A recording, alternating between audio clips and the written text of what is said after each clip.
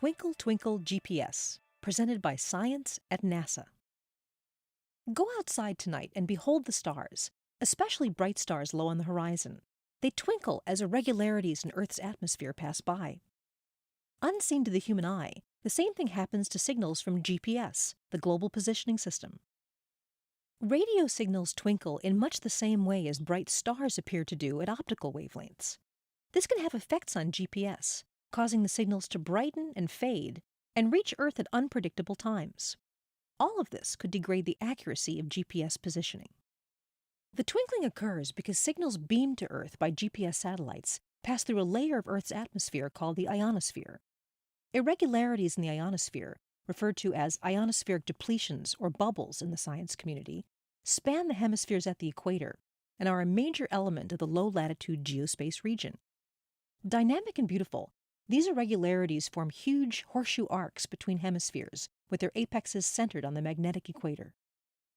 Studying this phenomenon is the main reason NASA conducted a mission called CINDY, the Coupled Ion-Neutral Dynamics Investigation, beginning in 2008. The CINDY instruments were carried into space along with other instruments on board an Air Force Research Laboratory satellite called the Communication Navigation Outage Forecasting System, or CNOFS. CINDY was designed to measure ionization of the upper atmosphere, including the irregularities that cause GPS twinkling.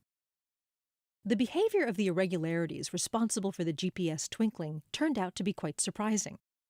Rod Helis, principal investigator for CINDY at the University of Texas at Dallas, explains. According to conventional thinking, the ionosphere becomes unstable shortly after the sun sets. As darkness falls, ionized atoms and molecules begin to recombine into a neutral state. During this transition period, 1 to 2 hours after sunset, irregularities are quite strong. As the night wears on, however, those irregularities were thought to fade and eventually vanish around midnight. But that's not what CINDY found, says Helis. There were indeed many irregularities around sunset, but they did not vanish around midnight. On the contrary, there was another peak in irregularities during the middle of the night. This second peak has appeared most pronounced from June through August. Scientists aren't sure yet why this second peak occurs or why it varies by season. But Rob Pfaff, project scientist for CINDY at NASA's Goddard Space Flight Center in Greenbelt, Maryland, says, "This unexpected behavior is a key discovery. It shows that the ionosphere can still surprise us." Researchers still have much to learn about the ionosphere and how it can affect GPS and other satellite systems. CINDY re-entered the Earth's atmosphere in November of 2015, getting a one-of-a-kind close-up look at the ionosphere before it disintegrated. Pfaff adds, towards the end of the CNOFS mission, we had this great chance to measure the ionosphere at much lower altitudes than we did previously. In fact, we were able to see shear in the motions of the upper atmosphere, areas where the ionosphere at lower altitudes flowed in the opposite direction to that at higher altitudes. We think the shear may be one of the causes of the GPS twinkling. Next up, says Pfaff, is ICON, the Ionospheric Connection Explorer, due to launch in 2017.